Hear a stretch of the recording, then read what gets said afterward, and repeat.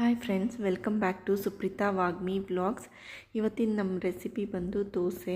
ಇದು ಇನ್ಸ್ಟೆಂಟ್ ದೋಸೆ ಅಂತಲೇ ಹೇಳ್ಬೋದು. 1 ಕಪ್ ಅಕ್ಕಿನ ನೀವು ರಾತ್ರಿನೇ ನೆನೆಸಿಟ್ಬಿಟ್ರೆ ಈಸಿಯಾಗಿ ಟೇಸ್ಟಿಯಾಗಿ ತುಂಬ ಬೇಗ ಆಗುವಂಥ ದೋಸೆ. ಏನೇ ಕಷ್ಟ ಇಲ್ಲ, ತುಂಬ ಈಸಿಯಾಗಿ ಆಗುತ್ತೆ. ನೀವು ಬೆಳಗ್ಗೆ ಬ್ರೇಕ್ಫಾಸ್ಟ್ಗೂ ಮಾಡ್ಕೋಬೋದು, ಲಂಚು ಮಕ್ಕಳಿಗೆ ಲಂಚ್ ಬಾಕ್ಸಿಗೆ, ನೀವು ರಾತ್ರಿ ಡಿನ್ನರಿಗೆ ಹೇಗೆ ಬೇಕಾದರೂ ಮಾಡ್ಬೋದು. ಅಷ್ಟು ಚೆನ್ನಾಗಿರುತ್ತೆ ಮತ್ತು ಅಷ್ಟೇ ಈಸಿಯಾಗಿ ಕೂಡ ಆಗುತ್ತೆ. ಈ ದೋಸೆ ಕ್ರಿಸ್ಪಿಯಾಗೂ ಇರುತ್ತೆ, ಸ್ವಲ್ಪ ಹೊತ್ತು ಬಿಟ್ಟರೆ ನಿಮಗೆ ಸಾಫ್ಟಾಗೂ ಇರುತ್ತೆ, ಗಟ್ಟಿನೂ ಕೂಡ ಆಗೋಲ್ಲ. ಯಾವ ಸೋಡಾ ಆಗಲಿ ಯಾವ ಕಾಳುಗಳಾಗಲಿ ಏನೂ ಬೇಡ. ಹಾಗೇ ಎಷ್ಟು ಚೆನ್ನಾಗಿ ಬರುತ್ತೆ ಅಂದರೆ ತುಂಬ ಚೆನ್ನಾಗಿ ಕ್ರಿಸ್ಪಿಯಾಗಿ ಬರುತ್ತೆ ದೋಸೆ. ಬನ್ನಿ ದೋಸೆನ ರುಚಿಕರವಾಗಿ ಈಸಿಯಾಗಿ ತುಂಬ ಬೇಗ ಹೇಗೆ ಮಾಡೋದು ಅಂತ ನೋಡೋಣ. ನೋಡಿ ಎಷ್ಟು ಚೆನ್ನಾಗಿ ಬರ್ತಿದೆ ದೋಸೆ. ಇದಂತೂ 1-2 ತಿನ್ನೋರು ಇಲ್ಲಿ ಖಂಡಿತ 3 ದೋಸೆ ತಿಂತಾರೆ. ನೋಡಿ, ಅದು ನಮಗೆ ಯಾವ ಈನೋ ಆಗಲಿ ಸೋಡಾ ಆಗಲಿ ಏನೂ ಯೂಸ್ ಮಾಡಿಲ್ಲ ಈ ದೋಸೆಗೆ. ಅಷ್ಟು ಚೆನ್ನಾಗಿ ಬರುತ್ತೆ. ಖಂಡಿತ ಈ ರೆಸಿಪಿನ ಟ್ರೈ ಮಾಡಿ, ನನ್ನ ಚಾನಲ್ನ ಸಬ್ಸ್ಕ್ರೈಬ್ ಮಾಡಿ. ಬನ್ನಿ ಈ ದೋಸೆನ, ಈ ಟೇಸ್ಟಿಯಾದ ದೋಸೆನ ಹೇಗೆ ಮಾಡೋದು ಅಂತ ನೋಡೋಣ. ಮೊದಲಿಗೆ ನಾನು ರಾತ್ರಿಯೇ ಇಲ್ಲಿ 1 ಪಾವು ಆಗೋಷ್ಟು ನಾನು ಅಕ್ಕಿನ ನೆನೆಸಿಟ್ಕೊಂಡಿದ್ದೀನಿ. ಇದು ನೀವು ದೋಸೆ ಅಕ್ಕಿನಾದರೂ ಯೂಸ್ ಮಾಡ್ಕೋಬೋದು. ನಾನಿಲ್ಲಿ ರೇಷನ್ ಅಕ್ಕಿನ ಯೂಸ್ ಮಾಡ್ತಾಯಿದ್ದೀನಿ. 1 ಪಾವು ಆಗುವಷ್ಟು ಅಕ್ಕಿನ ನಾನಿಲ್ಲಿ ನೆನೆಸ್ಕೊಂಡಿದ್ದೀನಿ. ಅದನ್ನು 2 ಪಾರ್ಟ್ಸ್ ಆಗಿ ನಾನು ರುಬ್ಕೊಳ್ತೀನಿ. ಅದಕ್ಕೆ ನಾನಿಲ್ಲಿ 3ರಿಂದ 4 ಸ್ಪೂನ್ ಆಗುವಷ್ಟು ಕೊಬ್ಬರಿ ತುರಿ, ಅಂದರೆ ಹಸಿ ಕೊಬ್ಬರಿ ತುರಿ, ಕಾಯಿ ತುರಿನ ಹಾಕ್ಕೊಳ್ತಾ ಇದ್ದೀನಿ. ಹಾಕ್ಕೊಂಡು ನಾವು ಇಲ್ಲಿ ಮೇಯ್ನಾಗಿ ಬೇಕಾಗಿರೋದು ನಮಗೆ ಇಲ್ಲಿ ಜೀರಿಗೆ ಫ್ಲೇವರ್ ತುಂಬ ಇಂಪಾರ್ಟೆಂಟ್ ಆಗುತ್ತೆ. ಅದಕ್ಕೆ 1 ದೊಡ್ಡ ಸ್ಪೂನ್ ಆಗುವಷ್ಟು ಜೀರಿಗೆನ ಹಾಕ್ಕೊಳ್ತಾ ಇದ್ದೀನಿ. ಸೊ ಈಗ ನಮಗೆ ನನಗೆ ರಾತ್ರಿ ಅನ್ನ ಉಳಿದಿತ್ತು, ನಾನು ಬೆಳಗ್ಗೆ ಬ್ರೇಕ್ಫಾಸ್ಟಿಗೆ ಮಾಡ್ತಾ ಇರೋದು.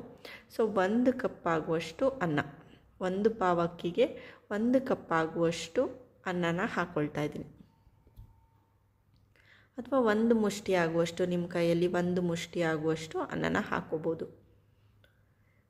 ಸೊ ಇದಕ್ಕೆ ನಾನು ಎಷ್ಟು ಬೇಕೋ ಅಷ್ಟು ರುಚಿಗೆ ಉಪ್ಪು ಹಾಕ್ಕೊಂಡು ಇದನ್ನು ನಾನು ರುಬ್ಕೊಳ್ತಾ ಇದ್ದೀನಿ. ಸ್ವಲ್ಪ ನೀರು ಹಾಕ್ಕೊಂಡು, ನಾನು ಬೇರೆ ಯಾವುದು ನೀರು ಯೂಸ್ ಮಾಡ್ತಾಯಿಲ್ಲ, ನಾನು ಯಾವುದು ನೆನೆಸ್ಕೊಂಡಿದ್ದೆ ಅದೇ ನೀರನ್ನ ಹಾಕ್ಕೊಂಡು ನಾನು ರುಬ್ಕೊಂಡು ಬರ್ತೀನಿ.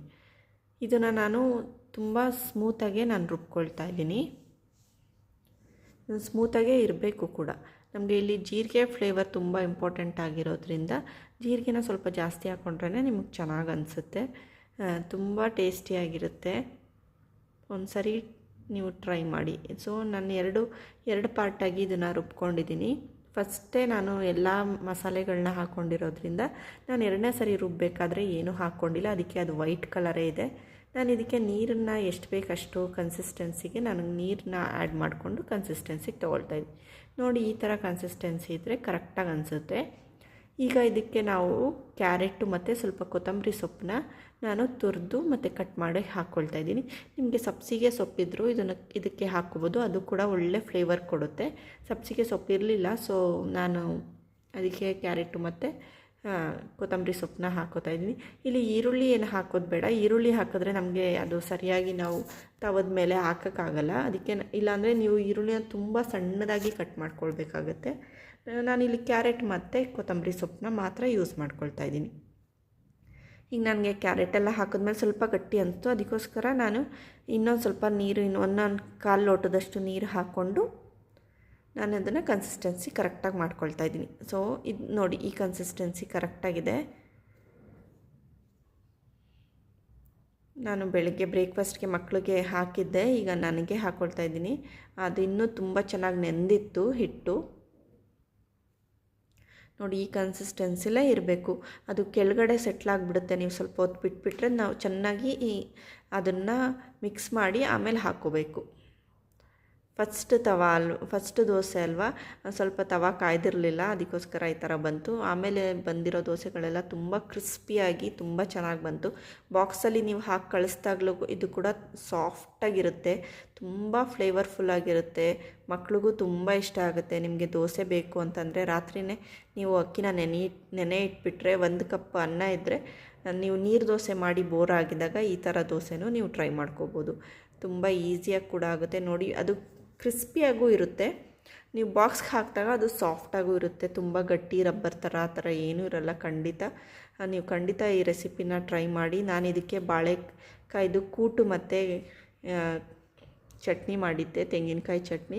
ತುಂಬ ಸೂಪರ್ ಕಾಂಬಿನೇಷನ್. ನೀವು ಇದನ್ನು ಯಾವ್ದ್ರ ಜೊತೆ ಬೇಕಾದರೂ ತಿನ್ಬೋದು. ಚಟ್ನಿ ಆಗಲಿ ಯಾವುದೇ ಮಸಾಲೆ ಪಲ್ಯಗಳ ಜೊತೆನಾದರೂ ನೀವು ಇದನ್ನು ತಿನ್ಬೋದು. ನೋಡಿ, ನನ್ನ ಮಕ್ಳಿಗೆ ಇದನ್ನು ಹಾಟ್ ಬಾಕ್ಸ್ಗೆ ಹಾಕಿ ಇಡ್ತಾಯಿದ್ದೆ. ಎಷ್ಟು ಸಾಫ್ಟಾಗಿದೆ, ತುಂಬಾ ಸಾಫ್ಟಾಗಿದೆ. ಮತ್ತು ಬಿಸಿ ಬಿಸಿಯಾಗಿ ತಿಂತಾಯಿದ್ರೆ ನಿಮಗೆ ಕ್ರಿಸ್ಪಿನೆಸ್ಸು ಫೀಲ್ ಆಗುತ್ತೆ. ನೀವು ಇದನ್ನು ರೆಸಿಪಿನ ಟ್ರೈ ಮಾಡಿ ಹೇಗಿದೆ ಅಂತ ನಂಗೆ ಕಮೆಂಟಲ್ಲಿ ತಿಳಿಸಿ. ಇಷ್ಟ ಆದರೆ ಸಬ್ಸ್ಕ್ರೈಬ್ ಮಾಡಿ, ಸಪೋರ್ಟ್ ಮಾಡಿ, ಖಂಡಿತ ಲೈಕ್ ಮಾಡಿ. Thank you. Bye bye.